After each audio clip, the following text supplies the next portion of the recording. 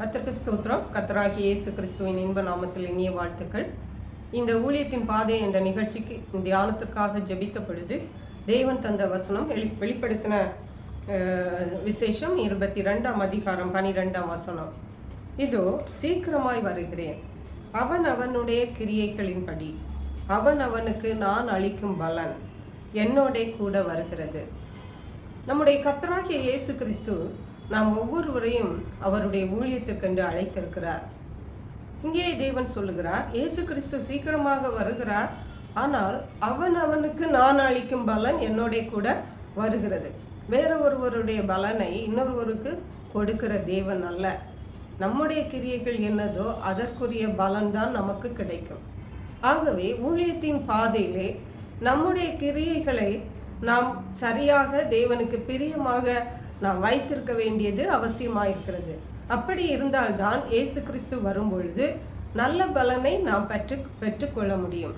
அதாவது இன்றைக்கு இந்த ஊழியத்தின் பாதை என்ற நிகழ்ச்சியிலே தேவன் நம்மோடு சொல்ல விரும்புவது என்னவென்றால், அவன் அவனுடைய கிரியைகள், தேவன் அவன் அவனை தான் நியாயம் தீர்ப்பார், அவன் அவனுக்கு தான் ஊழியம், அவன் அவனுடைய காரியங்களை தான் தேவன் பார்ப்பார் என்று தேவன் நம்மோடு பேச விரும்புகிறார்.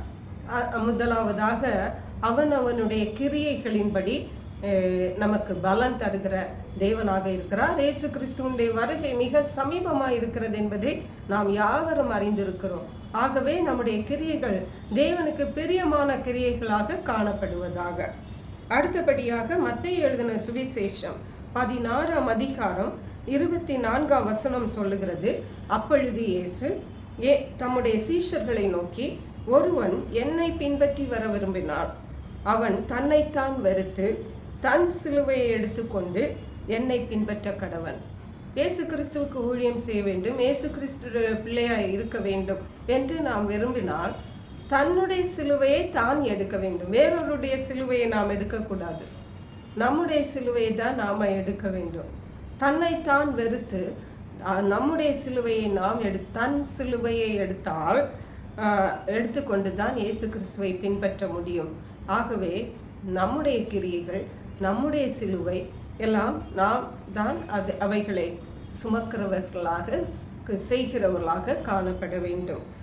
அடுத்தபடியாக பார்க்கும் பொழுது மல்கியாவின் அதாவது எபேசியருக்கு எழுதின நிருபம் 4ஆம் அதிகாரம் 1 முதல் 3 வரை உள்ள வசனங்களிலே சொல்லப்பட்டிருக்கிறது. அதாவது, கர்த்தர் நிமித்தம் கட்டுண்டவனாகிய நான் உங்களுக்கு சொல்லுகிற புத்தி என்னவெனில், நீங்கள் அழைக்கப்பட்ட அழைப்புக்கு பாத்திரவான்களாய் நடந்து. ஒவ்வொரு ஆளுக்கும் ஒவ்வொரு அழைப்பை தேவன் கொடுத்திருக்கிறார்.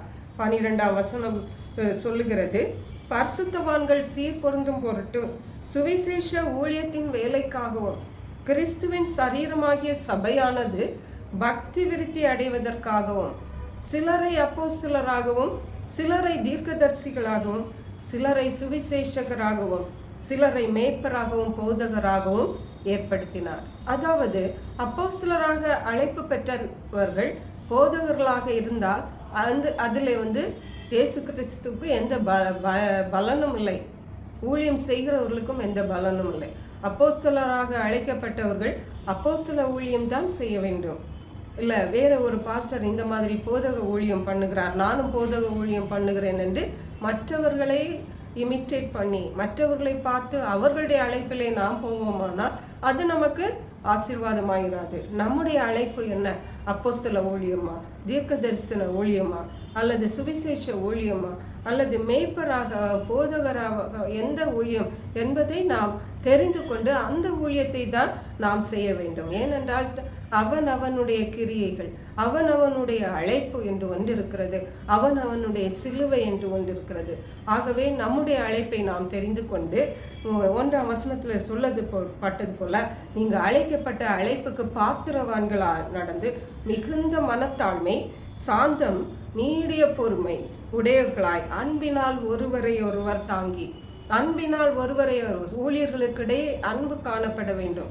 மற்றவர்களுடைய ஊழியத்தை அல்ல, நம்முடைய அழைப்பிலே நின்று கொண்டு நம்முடைய ஊழியத்திலே நாம் நின்று கொண்டு நம்முடைய சிலுவை நாம் சுமந்து கொண்டு மற்றவர்களிடத்திலே அன்பினால் அவர்களை தாங்கி சமாதான கட்டினால் ஆவியின் ஒருமையை காத்து கொள்வதற்கு ஜாக்கிரதையாயிருங்கள். அல்லேலூயா.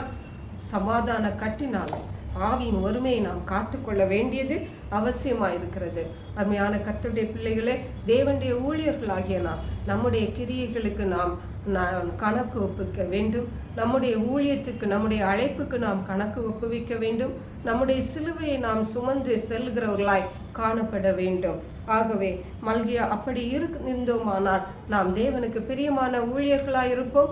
3ஆம் அதிகாரம் 17-18 வசனத்திலே சொல்லும் பொழுது, இயேசு கிறிஸ்து வரும் பொழுது அவர் ஒரு மனுஷன் தனக்கு ஊழியம் செய்கிற தன்னுடைய குமாரனை கடாட்சிப்பது போல நான் அவர்களை கடாட்சிப்பேன் என்று தேவன் சொல்லுகிறார். மட்டுமல்ல, அந்த நாளிலே, அவர் வரும் நாளிலே தேவனுக்கு ஊழியம் செய்தவனுக்கும் ஊழியம் செய்யாதவனுக்கும் இருக்கிற வித்தியாசத்தை திரும்பவும் காண்பீர்கள் என்று தேவன் சொல்கிறார். ஊழியம் செய்கிறது சாதாரண காரியம் அல்ல, அது லேசான காரியம் அல்ல, அது கனம் குறைந்த காரியம் அல்ல, உன்னதமான தேவனுடைய ஊழியம் அது. ஆகவே நம்முடைய அழைப்பை தெரிந்து கொண்டு நம்முடைய அழைப்பிலே நிலைத்து நின்று சமாதான கட்டினால் ஒருவர் தாங்கி ஆவியின் ஒருமையை காத்து கொள்ளுவோம். நல்ல கிரியைகளை செய்து இயேசு கிறிஸ்துவிடத்திலிருந்து நல்ல பலனை பெற்றுக்கொள்வோம். நம்முடைய சிலுவையை நாமே சுமந்து செல்வோம். அதற்கேற்ற கிருபைகளை தேவன் நமக்கு தந்தருள்வாராக. ஜெபிப்போம். எங்களை கிருபையை நேசித்து பாதுகாத்து வழி நடத்துகிற எங்கள் அன்பின் தகப்பனே, ஆசீர்வதிக்கப்பட்ட இந்த நல்ல ஊழியத்தின் பாதை என்ற நிகழ்ச்சிக்காக நன்றி. இந்த ஊழியத்தின் பாதை என்ற நிகழ்ச்சியிலே கர்த்தாவே, நாங்கள் எங்களுடைய கிரியைக்குரிய பலனை தருகிறீர் என்றும், எங்களுடைய சிலுவையை நாங்கள் சுமக்க வேண்டும் என்றும், எங்களுடைய அழைப்புக்கு பாத்திரவான்களாக நாங்கள் நடந்து கொள்ள வேண்டும் என்றும் திட்டமும் தெளிவுமாக எங்களோடு பேசியிருக்கீங்க. அப்படிப்பட்ட கிருபைகளை எங்களுக்கு தந்து வழி நடத்துவீராக. நன்றி பரிசுத்த ஆவியானவரே. துதிகன மகிமை மக்கே செலுத்துகிறோம். மீட்பரும் இரட்சகரும் ஆகிய இயேசு கிறிஸ்துவின் இன்ப நாமத்தில் ஜெபிக்கிறோம் எங்கள் அன்புள்ள பரமபிதாவே. ஆமென். God bless you.